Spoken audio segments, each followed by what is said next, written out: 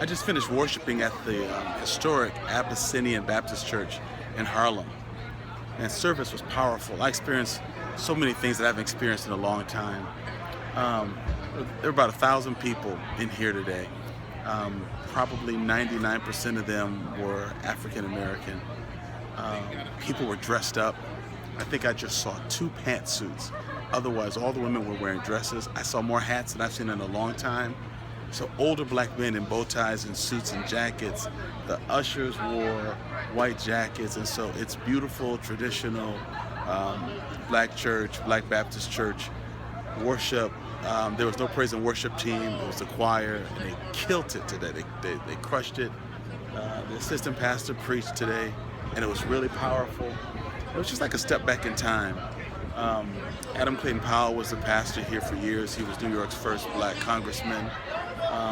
The church was founded in the early 1800s because black people were in segregated seating in a local church. So there's just so much history. Politicians have been here. The pastor, Dr. Calvin O'Butts, has done a great job of encouraging community activism. Today the message was calling the church out to tireless duty in the work of justice. I mean, that was a sermon, that was the message.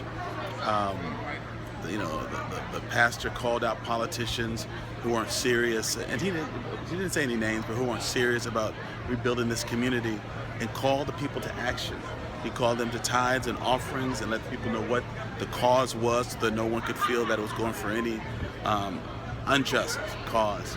And it just did my soul good. I haven't been around this many older black men and women in a long, long time. And after church, they had a dessert social, and the dessert of choice today was banana pudding. That's a black thing. If you don't know black culture, you just need to know this: banana pudding.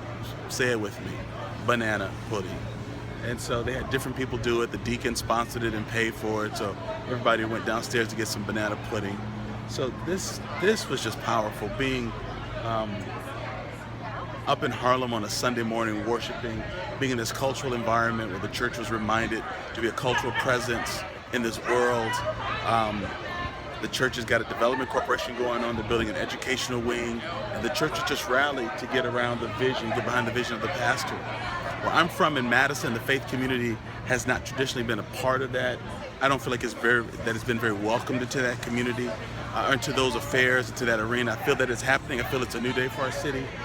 But to hear a church that has been so central in the politics of not only this part of the country, but in this nation, to have them step up in the pulpit and say, we've got to do better, and bring people with you. They're having workshops on systemic racism and its impact on economics, and they're educating their people. Thursday night, come and learn what you can do, learn what's going on, understand what's happening here. I love it. I love it. I love it. And so when I'm not at our church, when I'm not at Fountain of Life, when I'm not Covenant, not only am I historically a Black Pentecostal Kojic guy, but I'm now when I'm on vacation like this month, I'm Baptist. So to all my Baptist people, I know you're shouting right now, thinking about changing our carpet to red. I'm thinking about having people sit down on the front pew when I do an altar call. Thinking about doing Dr. Watts. I love the Lord. He heard my cry. I know it's kind of off key. I got to practice it. I've only been Baptist one Sunday. But this is just beautiful, and I'm looking forward to this. All right, I'm off to have some lunch with some friends. If I had more time, I'd look up the Harlem Alphas so I could hang out with my fraternity brothers. But next time, I'll be able to do that. All right?